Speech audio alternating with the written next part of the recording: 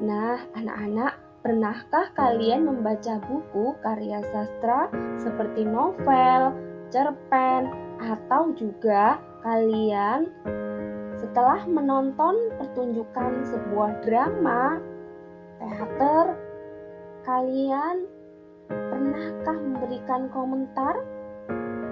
Nah, komentar tersebut sama dengan memberikan tanggapan. Untuk lebih memahami materi teks tanggapan, mari kita simak video pembelajaran tentang teks tanggapan. Simak ya pembelajarannya. Teks tanggapan merupakan teks yang berupa tanggapan dalam bentuk pujian, kritik, dan saran terhadap suatu karya sastra, artikel, berita, ataupun karya seni. Dalam teks tanggapan terdapat pula penilaian yang objektif, sopan, logis, dan jelas.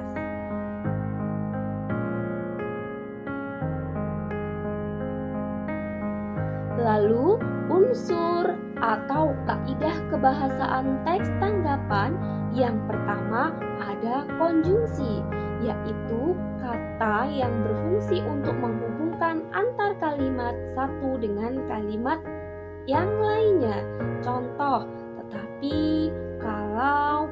Kemudian unsur kebahasaan yang kedua yaitu kata rujukan, yaitu kata yang berfungsi untuk mendukung pendapat dari si pemberi pendapat. Contoh, mereka, dia, beliau, di sana, tadi. Itu adalah contoh dari kata rujukan. Kemudian, kaidah kebahasaan yang ketiga yaitu kalimat kompleks. Kalimat yang memiliki lebih dari satu struktur dan satu verba utama. Dapat diketahui bahwasanya verba itu adalah kata kerja. Contoh, Anis makan sate ayam, kemudian minum es cendol.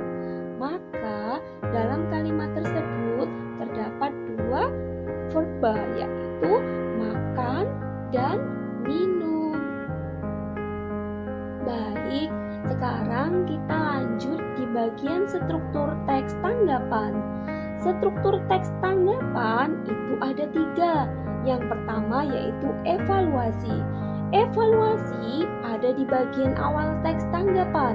Di bagian ini berisi pernyataan umum mengenai hal yang ditanggapi, atau dapat pula dikatakan gagasan dari hal yang sedang dibahas atau argumen yang sedang dibahas. Kemudian struktur yang kedua yaitu deskripsi bagian. Deskripsi bagian merupakan inti pembahasan yang ada pada teks tanggapan. Di bagian ini biasanya berupa opini penulis dari beragam sudut pandang pada masalah yang ditanggapi. Opini di sini akan diperkuat dengan berbagai fakta berupa data ataupun informasi. Kemudian struktur yang ketiga yaitu penegasan ulang. Pada bagian penegasan ulang terdapat penegasan yang berisi penyampaian, simpulan, dan hasil menanggapi masalah dari beberapa sudut pandang. Oke, kita langsung simak. Oke, mari kita simak contoh teks tanggapan berikut, yaitu berjudul Larangan Menggunakan Telepon Pintar. Evaluasi, aturan yang melarang siswa menggunakan telepon pintar selama pelajaran perlu digalakkan. Penggunaan telepon pintar hanya diperlukan pada kondisi tertentu saja di sekolah. Deskripsi bagian. Selama pelajaran berlangsung, siswa sering ketahuan bermain telepon pintar, baik itu menerima pesan, bermain game, membalas WhatsApp, ataupun melihat tayangan TikTok. Hal tersebut dapat mengganggu proses belajar sehingga tidak fokus. maka hanya pada pembelajaran tertentu saja guru akan memperbolehkan menggunakan telepon pintarnya di jam belajar, karena hal tersebut membantu siswa menemukan referensi atau sumber bacaan. Penegasan ulang, maka saya mendukung larangan penggunaan telepon pintar selama pelajaran, kecuali atas izin dari Dewan Guru. Siswa boleh membawa telepon pintar namun dititipkan pada pihak sekolah sehingga penggunaannya bijaksana dan tepat guna. Lihat contohnya. Jika kalian belum begitu paham, maka ulangi video pembelajaran hari ini ya.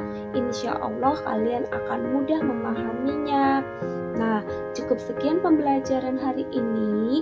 Ibu akhiri. Wassalamualaikum warahmatullahi wabarakatuh.